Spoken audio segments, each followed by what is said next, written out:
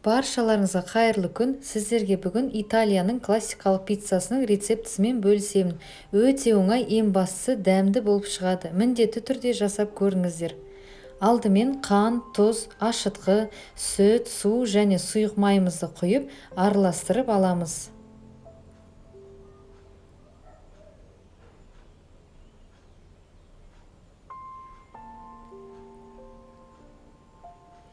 Жақсылап араласқан соң, алдын ала үккіштен өткізілген ұнымызға құйып, қамырымызды илей бастаймыз.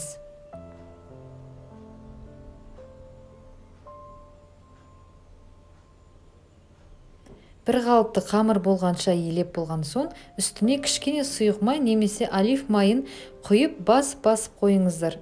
Енді осыны 1,5 сағатқа ас пленкасымен жауып, жылы жерге қойып қойыңыздар. Қараңыздар, қамырымыз күшті болып көтерілді. Осы қамырдан формаларыңыз мысалы 26 болса 260 грамнан бөліп қойыңыздар. Менде 30, сондықтан мен 300 грамнан алдым. Қалғанын тоңазытқышқа салып қойсаңыздар болады.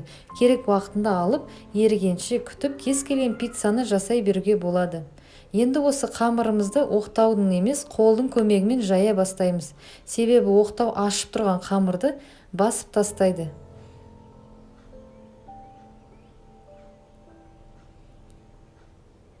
Міне қамырымызды жайдық. Енді осыған сыр немесе моцарелланы үккіштен өткізіңіздер.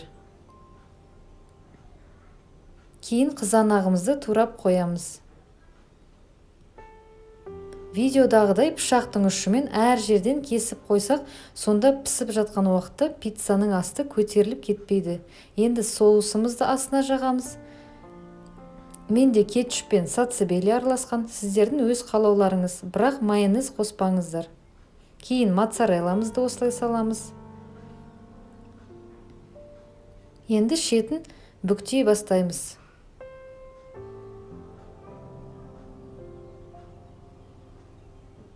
Неліктен шетін бүктейміз? Себебі сырларыңыз сонда ағып кетпейді. Енді осыны максималды температурада пешке 15 минутқа жібереміз.